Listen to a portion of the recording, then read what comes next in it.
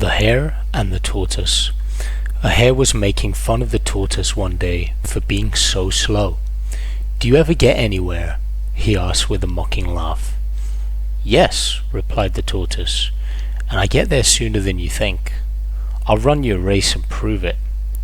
The hare was much amused at the idea of running a race with the tortoise, but for the fun of the thing he agreed. So the fox, who had consented to act as judge, marked the distance and started the runners off. The hare was soon far out of sight, and to make the tortoise feel very deeply how ridiculous it was for him to try a race with a hare, he lay down beside the course to take a nap until the tortoise should catch up. The tortoise meanwhile kept going, slowly but steadily, and, after a time, passed the place where the hare was sleeping. But the hare slept on very peacefully, and when at last he did wake up, the tortoise was near the goal. The hare now ran his swiftest, but he could not overtake the tortoise in time. The race is not always to the swift. Pretty sure everyone has heard this classic tale before, and the way I was taught it and the way I interpret it initially is it's a story of arrogance, right? Don't be arrogant. Don't try and rush your way through your work. But be patient, stick to the course, and eventually you'll get there. And all these things are fundamentally true. But as I was reading through this, something stood out to me.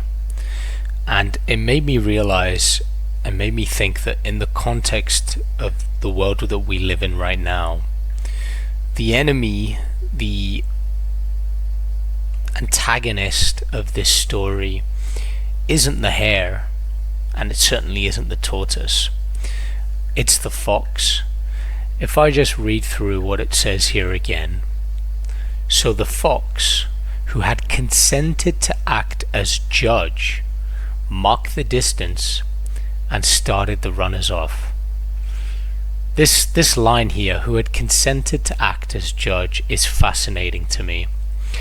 And it makes me think about the world, the social media world that we live in, the gurus, the mentors, the people telling us that if we only just achieve X, Y, or Z, then we'll be happy, then we'll find peace, then our lives will be where they should be. And so by buying into this messaging that we're almost bombarded with, we give them consent to act as judges over our lives. And in doing so, the distance is marked by their own philosophy, their own approach, their own system, their own course, typically. And off we go, starting the race. And the fox, in doing so, wants us to be a hare. Think about the messaging of a lot of these gurus on social media, how it's easy to make 10k a month, how all we need is this level of support in this period of time and we'll get there, and we can get there in 21 days, 30 days, 48 hours. Everything is marked with a sense of urgency. There's an illusion of clarity to get there, and you can get there swiftly too. And so we begin our race running as quick as we can, buying the course, consuming the content, until the next fox appears. A new course, a different goal, another target, and all of a sudden we consent to them as judge too, marking a new distance for us, a new race, and off we go, now running 2 races, and a third, and a fourth. And so we're not dormant because we've stopped running. We're dormant in one race because we're running them all. And lo and behold, the tortoise, that quiet voice within that tells us, stick to the race, be consistent, follow the path, and eventually you'll get there, passes us.